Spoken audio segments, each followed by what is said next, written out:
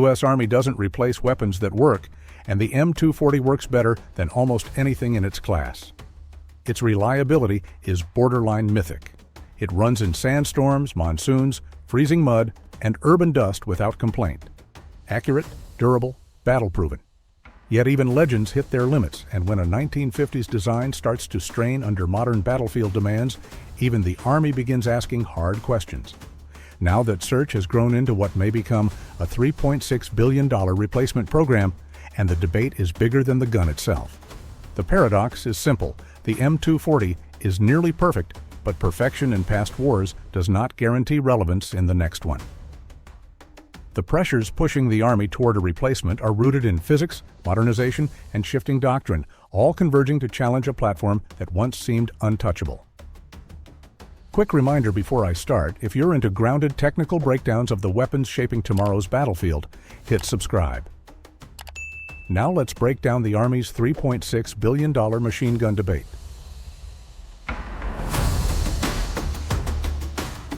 The M240's reliability comes at a cost, and that cost is weight. The M240B weighs 27 pounds before accessories, and once you add a tripod, T&E mechanism, spare barrel, optic, and several hundred rounds of belted ammunition, the burden placed on a gun team easily climbs above 100 pounds. That kind of weight was tolerated in Iraq and Afghanistan, where vehicles or static positions handled much of the transport, but future conflicts are expected to stress mobility, distance, and rapid displacement far more aggressively. The lighter M240L offered a partial solution by incorporating titanium to shave several pounds, but even at roughly 22 pounds, it remains heavy for a weapon intended for fast, dynamic maneuver at squad level. The Army now views weight not simply as an inconvenience, but as a liability that affects survivability under drone surveillance, sensor tracking, and precision fires. The battlefield punishes slowness, and every pound lost is a tactical gain.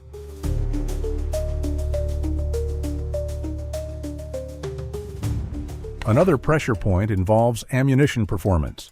The 7.62 by 51 NATO cartridge has served as the backbone of Western general-purpose machine guns for more than 6 decades. It offers reliable barrier penetration and effective mid-range firepower. However, recent conflicts and testing environments have highlighted situations where its energy retention and armor penetration capabilities fall short against modern plates and extended-range engagements. For this reason, the Army's next-generation squad weapon, NGSW program, adopted a new 6.8 by 51 hybrid cartridge, which was selected for its higher downrange energy and improved potential against advanced armor.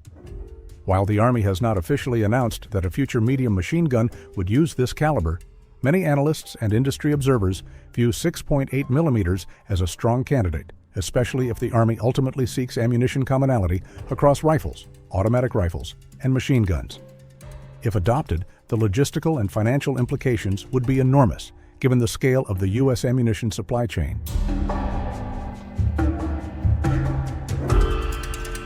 Machine gun doctrine is also evolving. Past wars relied heavily on volume of fire to dominate maneuver. Modern doctrine increasingly emphasizes precision suppressive fire, where hitting what you aim at matters more than simply saturating an area. Precision fire reduces collateral risk, conserves ammunition, and integrates better with digital targeting systems. Although the M240 is more accurate than many of its peers, its recoil impulse and dispersion pattern are rooted in a 60-year-old design. Newer platforms demonstrate drastically improved controllability, especially when paired with recoil mitigation systems, tuned gas regulation, and inline architecture. The Army does not merely want a gun that fires reliably, but it wants one that fires reliably without forcing the operator to fight the recoil the entire time.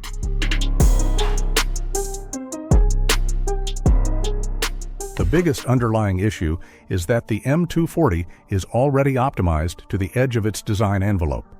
FN's engineers have stretched the MAG-58 platform as far as metallurgy, machining, and structural engineering will allow. You can lighten the receiver, tweak the gas system, and improve the barrel, but at this point, you reach diminishing returns. A fundamentally new capability requires a fundamentally new platform. This reality forms the foundation for the push toward a replacement. If the Army wants to dramatically cut weight extend range, reduce recoil, integrate new optics, and modernize suppression doctrine, it cannot simply keep modifying a design born during the Cold War.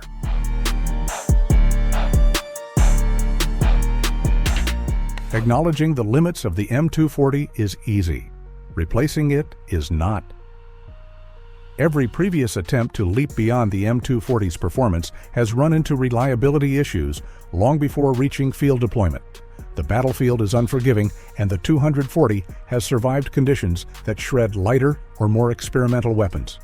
Emerging materials, polymer-cased cartridges, and telescoped ammunition all show great promise on test ranges, but tend to falter under extended heat cycles, fouling, water intrusion, or dust exposure. The Army knows this, which is why some factions argue for continuing to refine the M240 rather than risking a generational leap that could leave troops with an unproven system. Another layer of risk stems from logistics. Shifting away from 7.6 to NATO isn't just a caliber change. It is a complete overhaul of ammunition plants, belt link production, storage systems, ballistic calculators, optic calibrations, and unit-level training. The scale is enormous, and the $3.6 billion figure starts to make sense once you account for the logistical revolution that follows a single new cartridge.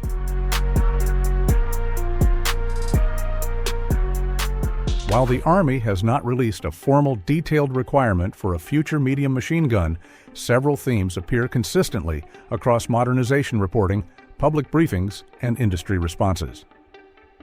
The Army is expected to prioritize significant weight reduction without a corresponding drop in durability. Achieving that balance would likely require new alloys or new operating mechanics, since simply removing material from an existing design has hard limits. A more capable cartridge is also expected to be a major consideration. The 6.8 by 51 hybrid round, already fielded with the XM7 rifle and XM250 automatic rifle, represents the Army's current direction for increased lethality. Whether this will scale to a general purpose machine gun remains an open question. Recoil management is another likely priority. Existing prototypes from multiple manufacturers employ balanced actions and recoil damping systems designed to increase controllability during sustained fire. These improvements would align with broader Army goals related to soldier accuracy and lethality.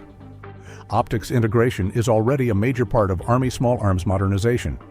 Unlike the M240, which was adapted to optics after decades of service, a future machine gun would almost certainly be designed around advanced day-night sights and ballistic computing systems from the beginning. Finally, adaptability across multiple roles.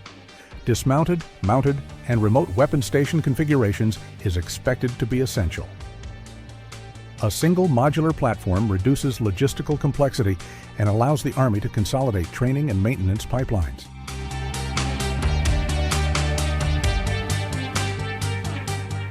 The Army's $3.6 billion debate revolves around three potential approaches. The first is evolutionary, continue updating the M240 into a final ultralight variant using advanced materials and improved recoil systems. This path is the cheapest and least disruptive, but it does not address the caliber limitations or the long-term relevance of the platform. The second path adapts the XM250, the light machine gun chosen for the NGSW program, into a heavier, more durable general-purpose machine gun variant.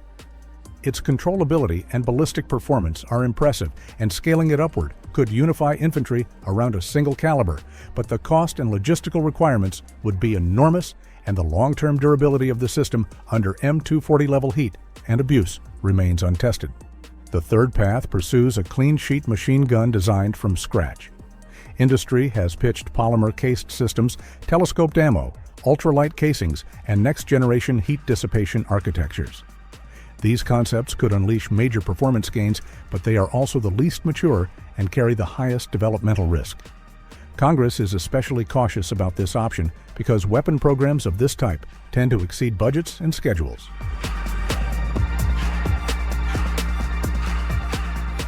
The price tag is not driven simply by the guns. It represents a shift in doctrine, identity, and infrastructure. A new machine gun platform affects squads, platoons, vehicles, aircraft, logistics units, training schools, and NATO partners. Changing a rifle affects soldiers. Changing a machine gun affects armies. Congress sees a slippery slope, start replacing the M240, and suddenly you are rewriting doctrine, rebuilding ammo plants, and aligning allied countries with America's new caliber choices. Industry sees a generational windfall. Machine gun contracts last decades, influencing allied procurement and NATO standards. The Army sees a chance to future-proof its firepower for wars in Europe, the Pacific, and the Arctic environments where weight, range, and precision matter differently than they did in the Middle East. Allies see a potential ripple across NATO ammunition standards, which are already under pressure from multiple modernization programs. Every stakeholder sees something different, which is why the debate is so heated. There is another angle few discussions acknowledge. The next machine gun may not primarily be a machine gun at all. As drones, loitering munitions, and autonomous systems continue to expand the meaning of suppression, the squad's firepower equation may shift. Instead of relying on one heavy weapon to dominate space through volume, the squad may use a combination of lightweight machine gun fire and precision drone-delivered effects. If that future arrives rapidly, the Army might not need a super gun. It may need a lighter, more modular weapon that complements aerial capabilities rather than replaces them. This potential doctrinal shift is partly why the debate remains open and why the Army is cautious about committing too early. The M240 will eventually step aside, but how it is replaced will shape infantry combat as much as the replacement itself.